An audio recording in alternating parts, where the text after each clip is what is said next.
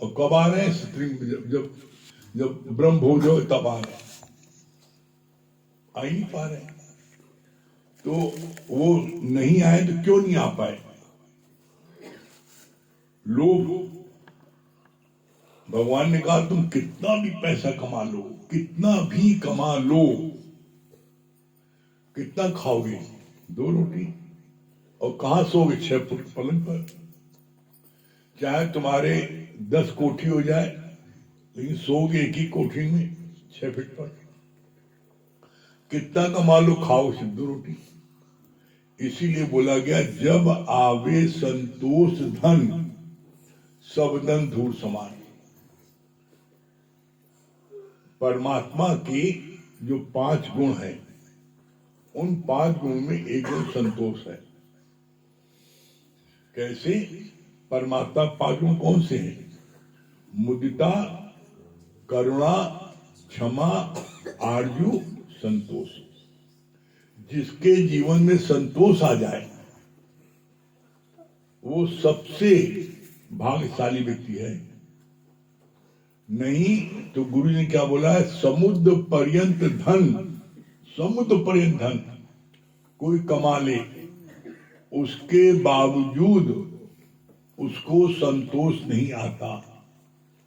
आप देख लो, जितने भी करोड़पति, अरबपति, संघपति हैं, अगर वो आज 24 घंटे परमात्मा के कार्य में लग जाएं, तब भी उनकी 21 पीढ़ी खा सकती, इतना धन है।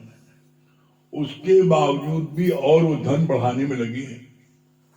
कौन कह रहा उनसे धन बढ़ाओ? और चाहिए। और सबसे बड़ी विडंबना क्या है कि धन तुम्हारे पास में उतना ही टिकेगा जितना तुम्हारे प्रारब्ध में है, उतना ही धन टिकेगा। बाकी किसी न किसी बहाने वो निकल जाएगा। आप कितने व्यक्ति को देख लो, कितना कमा लेते हैं, लेकिन कितना कमाने के बाद भी उनके पास कितना बचता है? कोई न कोई बहाने पैसा निकल जाता है। चाहे वो बीमारी में जाए, चाहे वो इनकम टैक्स वाले आए, चाहे सेल टैक्स वाले ने छापा मारा, सब ले गए। कोई दिन पेपर में आप देख लो नहीं आता ऐसा फलाने का 200 करोड़ गवर्नमेंट हजम कर लिया, फलाने का 150 करोड़ उनका सब गवर्नमेंट ने छीन लिया। तो जितनी तुम्हारे प्रारब्ध में माया होती है, उतनी ही माया तुम्हारा टिकेगी, बाकी किसी न किसी बहाने निकल जाएगी। अब बोलो, तुमने 20 साल 25 साल किसी चीज के लिए मेहनत किया कमाने के लिए, और 25 मिनट में झटके से निकल गई। क्या मिला? भौतिक जगत की माया कमाने में बाहर का सुख दिखने में बहुत आता है। ये बात अपने जीवन के अनुभव से कह रहे हैं आपको। बहुत अधिक धन कमाने में, भौतिक जगत में बाहर से दिखने में सुख बहुत आता है। इसके बाद बड़ा सुख है, बड़ी कोठी है, बड़ा बंगला है, गाड़ी है, नौकर है, चाकर है, सब है। लेकिन जिसके जीवन में सत्संग नहीं मिला है, आप किसी एक व्यक्ति को संसार में ऐसे लेके आओ जो धन तो अपार धन हो, लेकिन उसके मन में शांति हो। उसे बस यही पूछते हो तुम्हें कोई दुख तो नहीं ना? तुम कहे संसार के सबसे ज्यादा दुखी व्यक्ति मैं हूं। और जिसने गुरु की शरण ले ली, सत्संग ले लिया, चाहे उसके पास में 2 पैसा न हो, उसके बाद में वो बेफिक्र रहता है, बहुत मस्त है, कुछ कहो मैं ले लो भाई, हमें कोई जरूरत नहीं ना, हमें कोई काम नहीं ना। तो बोला कि जो भगवान में विश्वास करता है, भगवान उसको ठूस ठूस के खिलाते हैं। और इसका प्रत्यक्ष प्रमाण आप अपने घर में देख लो। जो बच्चा 2 साल का है, 1 साल का है, 6 महीने का है, कोई बच्चा अपनी माँ से कहता है मेरे मालिश करो, काजल लगाओ, पाउडर लगाओ, धुलाओ, अच्छे कपड़े पहनाओ। हर माँ बाप अपनी हैसियत से ज्यादा उसके लिए अच्छे से अच्छा कपड़ा पहनाता है, अच्छे से अच्छे स्कूल में पढ़ाता है और अच्छे से अच्छा पाउडर क्रीम अपना ना कभी जिंदगी में ना लगाई जो पाउडर। अब देख लो, अपना चाहे कभी ना लगाया हो, लेकिन उस बच्चे को काला कलूटा चाहे कितना हो, तो पाउडर लगा लगा गोरा करके क्रीम महंगी महंगी क्रीम लगा कर इसको गोरा कर दे, उसको खर्च कर रहा है, उसको प्यार कर रहा है। बच्चे ने कहा तो नहीं, बोला जो मौन रहता है, जो कुछ नहीं मांगता, उसको भगवान भर भर के देता है। इसके लिए बोला है इच्छा ऐसी बलवती जो घुमाती गली गली और इच्छा से मौत भली। बोलना नहीं, मांगे मिलना भी और बिन मांगे मोती मिले। जो नहीं मांगता, मौन में है, बैठा है, भगवान के भरोसे है, उसको भगवान ठूस ठूस के खिलाते हैं। भौतिक जगत में कितना भी आप कमा लो, उस कमाने पर बाहर का सुख दिखने में बहुत आता है। आध्यात्मिक राह पर सबसे बड़ा लाभ क्या है? आध्यात्मिक जगत में आपको बाहर का कोई सुख नहीं दिखेगा, लेकिन अंदर बरसे नूर। जिनको ये सत्संग मिल जाता है और जिन्होंने सत्संग में जिनका मन लग गया, बाहर को उनको कुछ भी नहीं प्राप्त है। एक झोपड़ी है, वो झोपड़ी मात्र से भी वो व्यक्ति बड़ा प्रसन्नचित रहता, मस्त रहता, कभी किसी बात के लिए उसको गिला शिकवा नहीं होता है। लेकिन जो व्यक्ति कितना कमाए है, करोड़ अरबों कमाए, उसके बावजूद उसको आप देख लो, उसको कितना दुखी रहता, कितना वो। इसके लिए हमको सबसे अच्छा दृष्टांत आप लोगों ने सुना भी होगा, वो हनुमान जी के मंदिर के पंडा का है। कितने लोगों ने नहीं सुना हनुमान जी पंडे वाला दृष्टांत? सबने सुना है। सबने सुना है? नहीं सुना है। हनुमान जी के मंदिर के पंडा का, वो पंडा हनुमान जी की बड़ी सेवा करता था, 20 साल सेवा कर रहा था, और सेवा करके आराम से एक बिलस्ता रोटी से नाप के खाता था और देसी के लड्डू खा के वही जमीन में भुर भुर करके सो जाता था। एक बहुत रईस व्यक्ति एक दिन मंदिर में आए।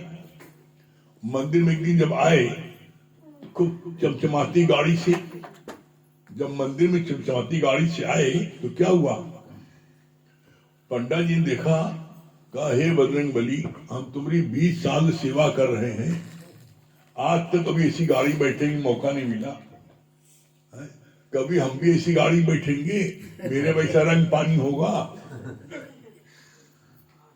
आप लोग तो और आ गया बेटा, और आ गया जाओ, जिसमें आने वालों को दिक्कत न हो।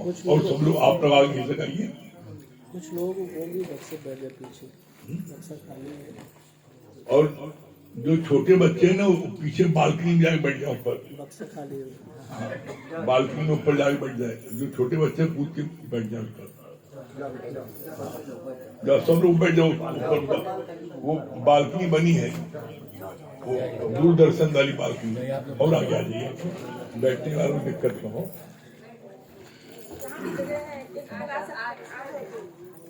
इधर आ जाओ, आप लोग खिसक आइए, जिससे कि ये दिक्कत न हो।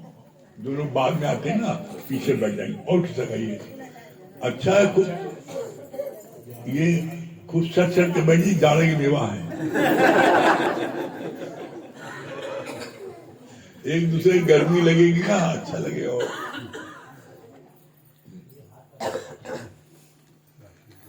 हाँ देखो, अच्छा लग रहा है।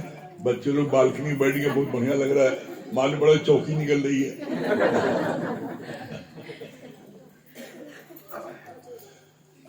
अभी हमारे वहां पोस्ट खाली है। बच्चों में जो है, छोटे बच्चों में नवरत्न बनने हैं। अभी विशेष रत्न हमारे नवरत्न और नवरत्निया विशेष बनने वाले हैं नए साल में। अब बच्चों को भी बनने वाले हैं। बच्चे बहुत से होनहार बच्चे, छोटे बच्चे हैं। तो यहाँ बात चल रही थी हनुमान जी मंदिर पंडे की। तो पंडा जी ने देखा कि एक चमचमाती कार आई और उसके पीछे 20 अंगरक्षक और 10 गाड़ियां। देख कर हनुमान जी के पंडा जी को बड़ा दुख हुआ। कहा, ये बजरंगबली, हम आपकी 20 साल सेवा कर रहे हैं, लेकिन आज तक एक किसी टूटी कार भी नहीं चढ़ पाए। आप कभी इतनी बढ़िया कार पर हम भी चढ़ पाएंगे?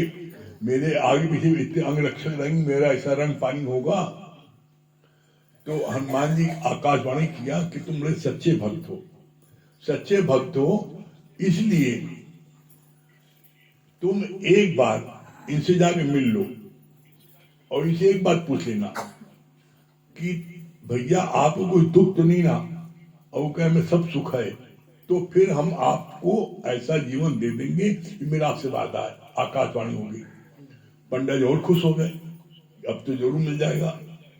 तो भाग करके पंडा जी उनके घर गए, जो चमचमाती गाड़ी से आए थे, और उन्होंने बोला, भैया आप अपना शिष्य हमको बना लीजिए, और ये जैसे आपने कमाया ऐसा हम भी कमा ले, मेरा वैसे रंग पानी हो जाए। लेकिन हमें एक बात बता दीजिए पहले, आपको कोई दुख तो नहीं ना? दुख? कहे, हमसे अरे दुखी व्यक्ति कोई संसार में नहीं रहा। कहे, आपको काहे दुख है? इतने अंगरक्षक, इतनी बढ़िया गाड़ी, इतना आपका रंग पानी, इतनी वैभव। तो कहे, भैया ये जो इतना तो मेरे अंगरक्षक दिख रहे हो, मेरी कोई औलाद नहीं है और मेरे पास अपार धन है। तो मेरे इस धन को प्राप्त करने के लिए मेरे सगे रिश्तेदार, मेरे दोस्त, मेरे जितने परिचित हैं, वो हर समय ताक में होते कैसे उसको जान संभाले और उसका धन मैं हड़प लूं। तो हम जो अंगरक्षक रखा है इतने, ये अपनी जान की रक्षा के लिए रखा है। मेरे पास कोई औलाद ही नहीं है, मैं बड़ा परेशान हूं। कोई एक औलाद होती तो ये लोग हमारी जान के भूखे ना होते। तो पंडा जी को बड़ा सुकून मिला, हे बजरंगी, अच्छा बचा लिया तुमने। लेकिन फिर लालच दे देते हैं। लालच क्या दे दिया उन्होंने? फिर लालच क्या दिया, भैया मेरे पास कोई बेटा नहीं, लेकिन मेरे एक दोस्त हैं, उनके 4 बेटा हैं। वो चारों बेटे जो है, और वो व्यक्ति मेरे समान रईस भी है, आप उसके पास चले जाओ, उससे ले लो दक्षिणा। क्या ठीक है, उसके पास गए। उन्होंने बोला, आपके मित्र ने भेजा है, उनके पास कोई पुत्र नहीं है, इतना अपार धन, आपके पास अपार धन है और 4 बेटे हैं। शिष्य बनाने पहले से ये बता दीजिए कि आपको कोई दुख तो नहीं ना? क्या दुख? क्या हमसे अगर दुखी व्यक्ति संसार में कोई दूसरा नहीं है। भैया आपको काहे दुख है?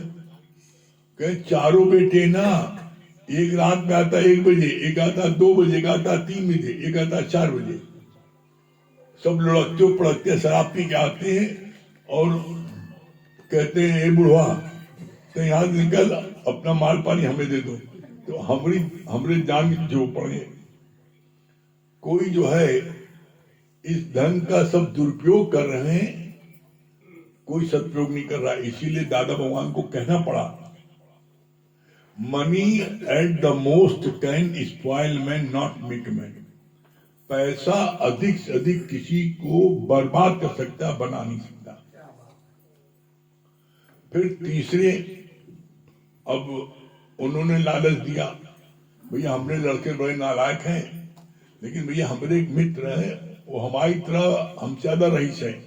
उनकी 4 फैक्ट्री है, 4 बेटी हैं, उनके चारों बेटे राम, लखन, भरत, शत्रुघ्न ऐसे लायक बेटे हैं, ऐसे उनके बहुएं बड़े लायक है।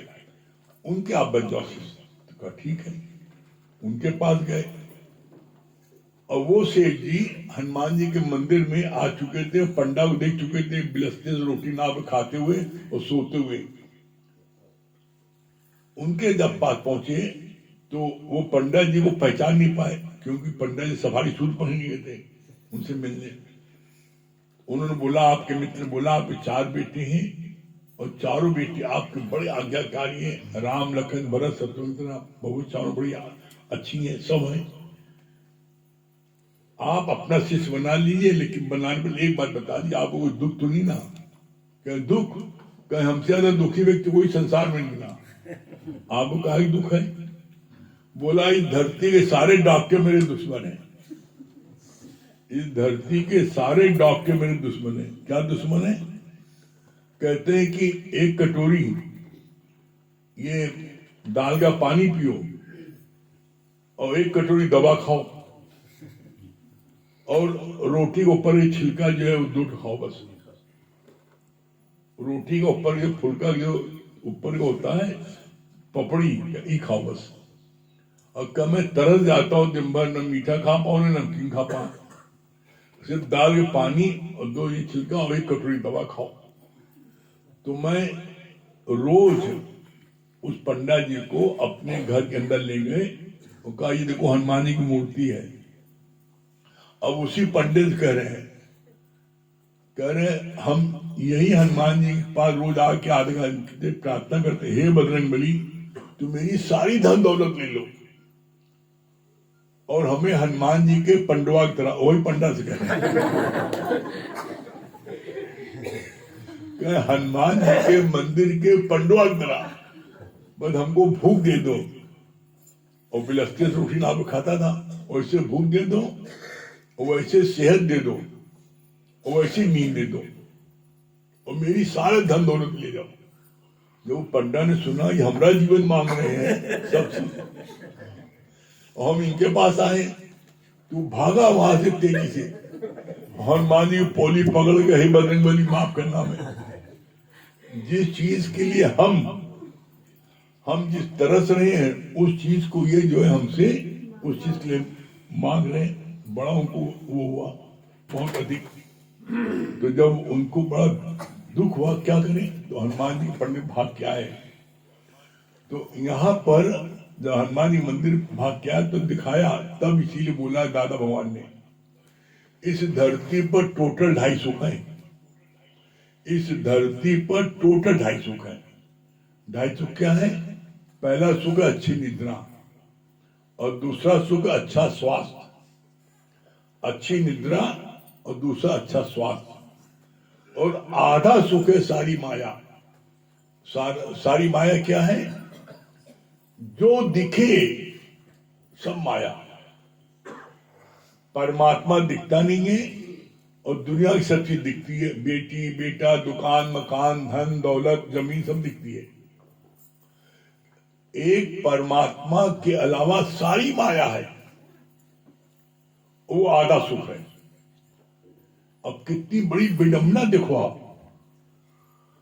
आधा सुख प्राप्त करने के लिए 2 सुख जो उसके हाथ में है वो व्यक्ति छोड़ देता है। आधे सुख को बेटा प्राप्त करने के लिए, धन प्राप्त करने के लिए, जमीन प्राप्त करने के लिए, कोई पद प्राप्त करने के लिए, उसके लिए वो अपना जीवन पूरा बर्बाद कर देता है। तो जो चीज 2 चीज के हाथ में है उसको इग्नोर करके आधा सुख के लिए भागता है। परिणाम क्या होता है? परिणाम होता है कि 2 चीजें उसके हाथ में है, अच्छी निद्रा और अच्छा स्वास्थ्य, वो दोनों उसका खराब हो जाता है। रात भर बच सकता है धन दौलत पैदा करने के लिए, उसका स्वास्थ्य खराब हो जाता है, भूख खत्म हो जाती है, 10 बीमारी आ जाती है। अब 10 बीमारी आ गई, अब उसने धन कमाए तो खूब जवानी में, और बुढ़ापे में धन तो बहुत कमा लिया, अब न उससे उठा जाता है न बैठा जाता। बैठ जाए तो उठ नहीं पा रहा है, उठ जाए तो बैठ नहीं पा रहा है, न कोई चीज खाते बनता है न कोई चीज निकलते बनता है। जब 10 बीमारी हो गई तो जितना धन दौलत कमाई से, वो कहते हैं डॉक्टर साहब सब धन दौलत ले लो लेकिन हमें ठीक कर दो। पता लगा जितना कमाया था वो सब जो है अपनी बीमारी में ठीक करने में लगा दिया, फिर वही चौराहे पर आ गया। अब पैसा भी खत्म, सेहत भी खराब और नींद भी खराब। इसीलिए गुरु जी को कहना पड़ा, troubles don't come if not invite them. परेशानी तुम्हारे पास आ नहीं सकती यदि तुम उसको स्वयं निमंत्रण न दो तो परेशानी को निमंत्रण किसने दिया?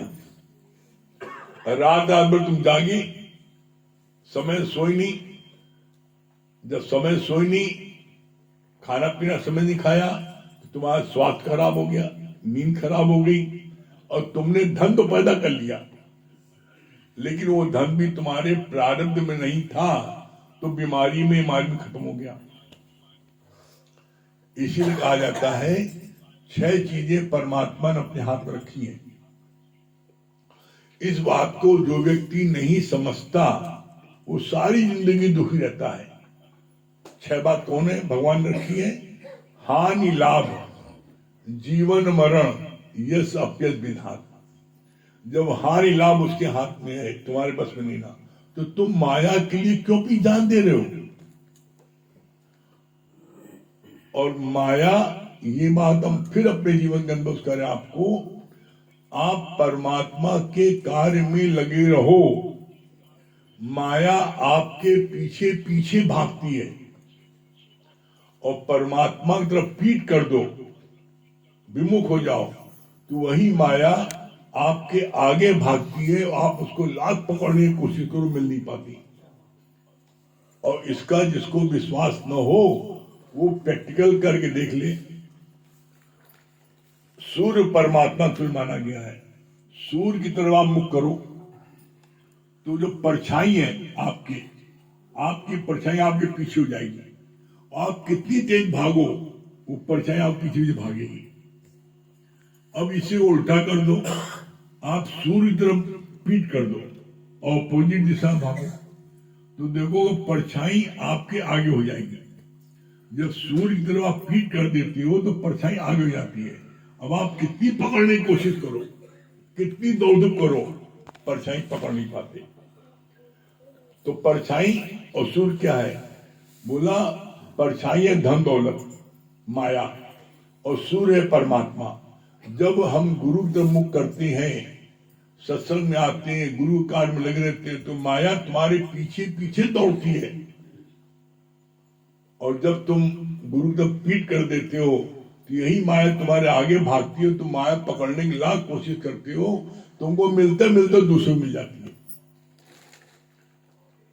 तो इसलिए भूल के कभी जीवन में माया को इंपॉर्टेंस मत देना, इंपॉर्टेंस देना हमेशा सत्संग को, गुरु को।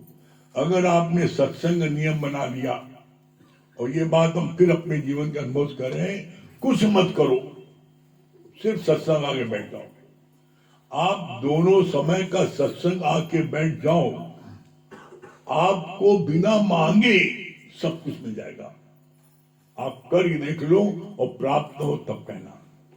आगे हम भैया बताएंगे। आज क्रिसमस है, क्रिसमस में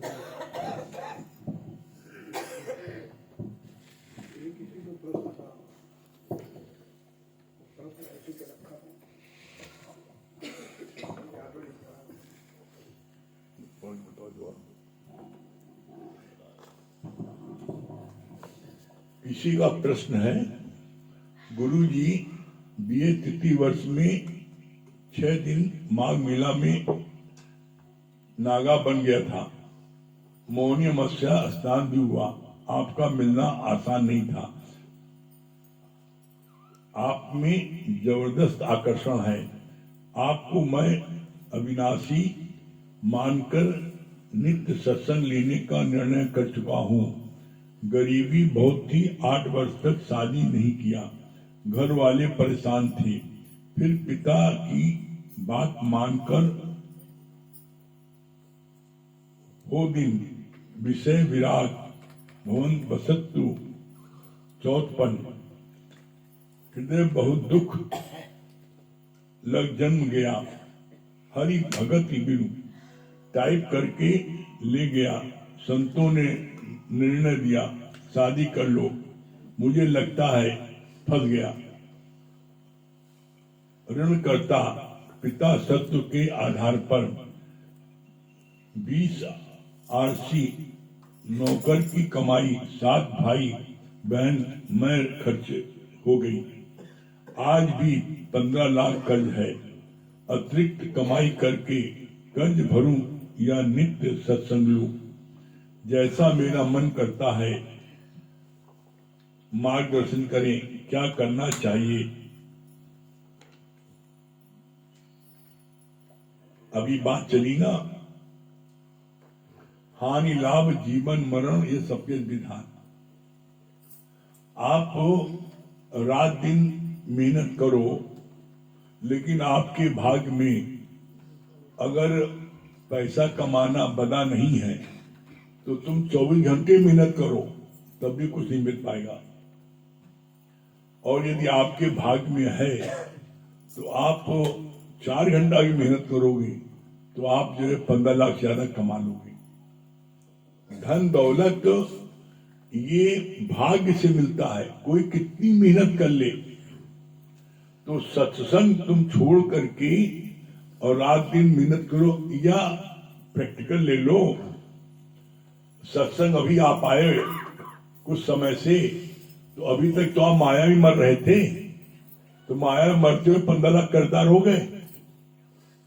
माया में पूरा समय दिया तो कर्जदार हो गए। परमात्मा को समय दोगे तो सारा कर्जा सहज में उतर जाएगा। तुम्हें कल्पना भी नहीं ना कहां से भगवान दे देगा। लेकिन इसके लिए विश्वास। इसीलिए मुझे बोला, न मैं काबे में, न मैं कैलाश में, न मैं मंदिर में, न मैं मस्जिद में, मैं तो हूं विश्वास में। और खोजी हुई तुरंत मिल जाए एक पल की तलाश में। आप देख लो, प्रैक्टिकल आज देख लो। आप एक लाइन से कपड़े वालों की दुकान है, एक लाइन से सोने चांदी वालों को ऑर्नामेंट की दुकान है, और जो एक लाइन से दुकान है कपड़े वालों की, सोने चांदी वालों की, हर एक की कमाई अलग अलग है। किसी की महीने में 10,000 की इनकम है और किसी की 10 लाख की इनकम है। एक लाइन से दुकान सब है ना, एक लाइन से रिक्शे वाले खड़े होते हैं, आप देख लो। और आप रात को पूछो उनसे, सबों से, किसी की कमाई 100 रुपए होगी दिन भर में और किसी की कमाई जो है 5,000 की होगी। तो जितना लाभ होना है, ये लाभ जो है तुम्हारे भाग्य में जितना लिखा होगा उतना ही तुम्हें मिलेगा। इसके लिए सबसे अच्छा उदाहरण गुरुजी ने दिया है। क्या बोला है? जब भगवान देता है छप्पड़ फाड़ के देता है। एक ईमानदार किसान था, वो अपना हल खेत में जोतता था। एक दिन उसका हल एक घोड़े से टकरा गया। जब टकरा गया तो उसने देखा उसको खोद के कि इसमें सोने की सर्फी भरी है। वो ईमानदार था, उसने कहा नहीं, हमारी मेहनत करनी, हम नहीं लेंगे। और उसने उसको उसी घड़ी वहां गाड़ दिया। और गाड़ करके वो जब घर आ गया, रात को सोते समय उसने अपनी पत्नी को बताया वहां की बात कि आज हम हल जोत रहे थे तो एक हमारा हल टकराया और देखा उसमें सोने से सरसिल घड़ा भरा है। तो मैंने उसको उसी पेड़ के नीचे वहां पर मैंने दबा दिया। इत्तेफाक से उसी समय उसके घर में एक चोर घुसा था। उस चोर ने सुना कि बताया कि इतना यहाँ पर धन गड़ा है, तो उसने कहा इसके वहां किसान को चोरी करने में क्या मिलेगा, थोड़ा मिलेगा, चलो इससे अच्छा घड़ा जो है भरा है सरफी उसको चुराए। उसने अपने 4 साथियों को लेकर के चला गया कि चलो वहां पर घड़े में जो है धन है, खेत में वहां ले, इसको बेकार है, क्या फायदा। खेत में गया, खोदा, देखा सचमुच घड़ा अंदर है। तो चारों दोस्त मिलके उसको खोद करके घड़े को बाहर निकाला। और जैसे ही बाहर निकाला और सोचा सर्फी हम निकाल लें, वो इसी खुद तेज बर्रे उसमें निकली। उसमें सैकड़ों बर्रे निकली, उसको काटा। तो उसको बड़ा गुस्सा आया कि अच्छा, लगता है किसान को आभास हो गया था कि चोर घर में घुसा है, तो हमको फंसाने के लिए उसने ऐसा तरकीब बनी। अभी मैं इसको मजा चखाता हूं। अब वो चारों चोर उस घड़े को खोद करके अपने कंधे पर लाद करके उसे घर ले गए और वो सो रहा था। खपड़ेले होते हैं किसान घर में, वो खपड़ेले हटाया और देखा कि दोनों सो रहे, किसान और उसकी वाइफ, और वो घड़ा पूरा उड़ेल दिया। अब इसको सारी बर्रे काटेंगे तब पता लगेगा। जब पूरा सब उड़ेल दिया तो जैसे पहले सोने गिनी थी और फिर गिननी घर गिरने लगी। तब किसान की आंख खुली और तब उसके मुख से निकला ये, जब भगवान देता है तो थप्पड़ फाड़ देता है। तब से ये कहावत बनी है। तो वो ईमानदार था, उसने तो घड़ा छोड़ चलाया था, लेकिन भगवान ने उसको देना था, उसके भाग में था। ये पिछले जन्मों का कर्म है। जैसा कर्म करोगे तैसा फल पाओगे। एक बच्चा जो है, जो पैदा होता है, उसने तो भी कोई कर्म नहीं किया है। एक बच्चा एक राजा को पैदा होता है, एक बच्चा एक भिखारी को पैदा होता है, तो उसने भी कोई कर्म नहीं किया। तो जो राजा को पैदा हो रहा है, वो सोने की चम्मच में, सोने की कटोरी में दूध पी रहा है और सोने पलंग में सो रहा है। और एक बच्चा जो भिखारी को वहां है, वो जो है भीख मांग के खा रहा है, उसको दूसरे भोजन नहीं मिल रहा है। अभी तो उसने कोई कर्म नहीं किया। इसलिए कहा जाता है, एक बार मनुष्य योनि मिलने पर तुम्हारे कर्म इतने बन जाते हैं जो 84 लाख योनियों तक भोगना पड़ता है। नित नित नए कर्म बन जाते मन, वाणी और तन से। तो इसलिए अब गुरु की शरण मिल गई है। अब हम कोई कर्म न बनाए और गुरु की आज्ञा में चले, जिससे कि हमको जो है, हमको मंजिल प्राप्त हो और हम जो है कैसे इसी जीते जी मुक्ति का आनंद ले लें। जीते जी मुक्ति आनंद ले। मुक्ति आनंद कम लेगा हम जब सत्संग आएंगे, तब होगा हसंदियां खिलंदियां खावंदियां भी शोभे मुक्त। हंसते खेलते कूदते खाते पीते मौज मस्ती लेते हुए आप जो मंजिल को प्राप्त हो जाओगे। तो कौन ऐसा व्यक्ति है जो नहीं चाहता मंजिल न मिले? सब चाहते मंजिल मिले। तो इसलिए बस नित्य का सत्संग लेते जाओ, मंजिल निश्चित आपको प्राप्त होगी। आगे अमित भैया बताएंगे।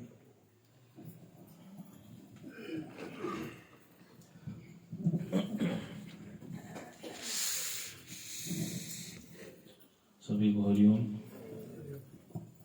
सभी को क्रिसमस की बहुत बहुत बधाई।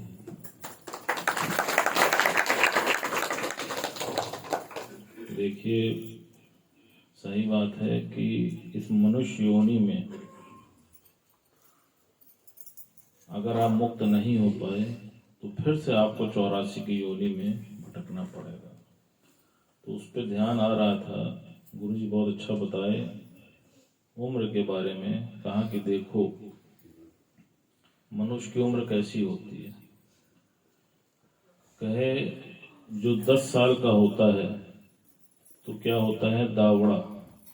कहा बच्चा जो होता है, जो 10 साल की अवस्था में होता है, देखो दौड़ता रहता है, बैठ नहीं पाता है।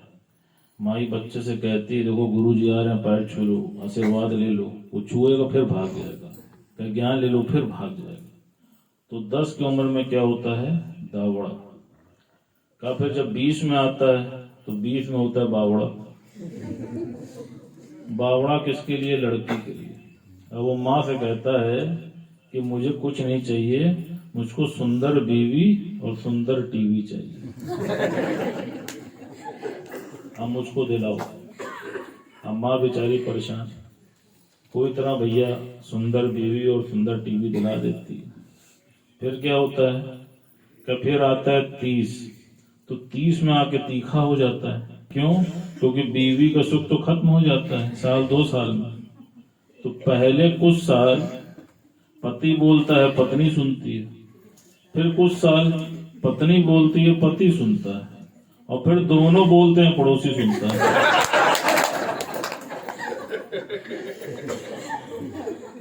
तो 30 से हो जाता है तीखा। फिर गुरुजी ने बोला 40 में उतर गई पालिश। अब आप देखो बीवी से सुख मिलना खत्म हो जाता है, उसकी पॉलिश उतर गई। अब उस लड़के का ध्यान कहीं और जाता है, सेक्रेटरी की तरफ जाता है, किसी लड़की की तरफ जाता है। और पत्नियों को तो शक का वरदान है। आप देख लो, किसी के पति के मोबाइल में घंटी भर बजे, बेचारा सुन नहीं पाया, इशारा पहले केका है, राकेश नहीं शुक्ला जी का ना। हाँ, फिर वजह किसी से बात भर कर लो, कौन था? हर पल वो बेचारा पति सहम सहम के जीता है, क्योंकि पत्नी के दिमाग में हर वक्त शक रहता है। आप देखो, और फिर भगवान ने क्या बोला? कहा कि मुसलमानों में जो बड़ी उम्र को बुरा माना जाता है। कहा कैसे? कहा जो बड़ी उम्र का आदमी होता है तो उसको चचा बोलते हैं, जो भी बड़ी उम्र का होता है। तो कोई काम होगा, चचा ये सामान उठा दो, चचा ये काम करा दो, तो उसको चचा चचा करके इतना काम लाद देते हैं कि बेचारा बड़ा होने से डरता है। और हिंदुओं में इसका उल्टा है, उसमें छोटू, जो बच्चा बड़ा भी हो गया वो कब बचपन में छोटू बाल्टी रख दो, छोटू कपड़ा रख दो, छोटू सब्जी ला दो, तो कहता भैया हमारा नाम छोटू कौन रखे? वो जीवन को ये छोटा ही बना रहता है। आप देखो, अब 50, भैया पॉलिश तो उतर गई, अब आ गया 50 में। तो 50 में क्या होता है? जैसे गुरुजी ने बोला 40 के बाद बैल वाला जीवन होता है। तो बेचारा कोल्हू के बैल की तरह पूरे परिवार को पालता रहता है। आप देखो, बिटिया की शादी कर दें, बच्चे को सेटल कर दें, उसको डॉक्टरी पढ़ा दें, उसको व्यापार करा दें, उधर पत्नी शक अलग कर रही है, इतना त्रस्त हो जाता है कि उसके बाद क्या होता है? छूट जाती है जीने की आस। भगवान कहता प्रभु उठा लो, बस हो गया, पूरी दुनिया देख ली, अब इच्छा नहीं ना हो।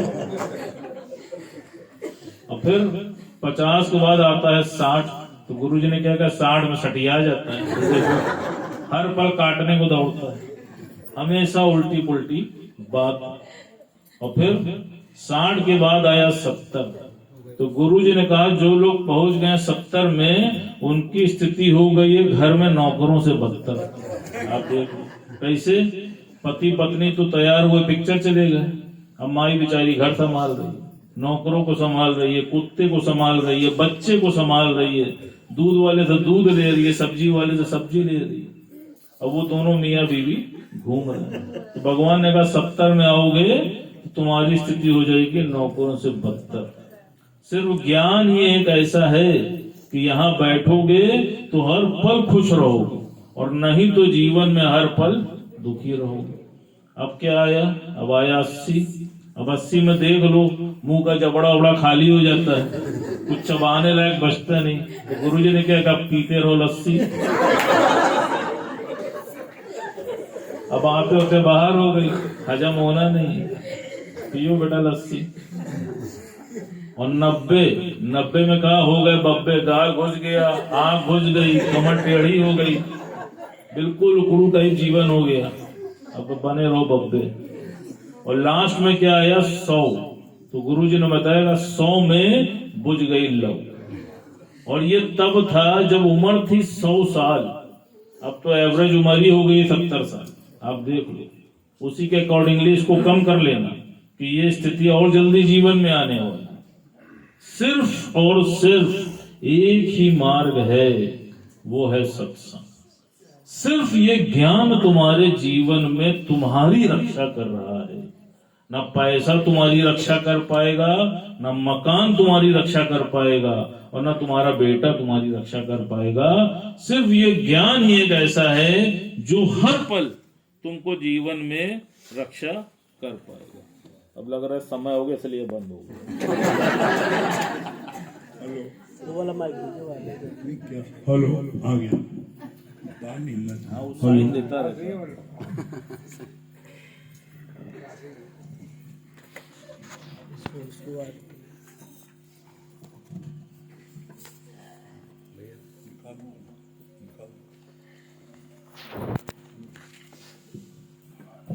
सभी को हरिओम, राम राम।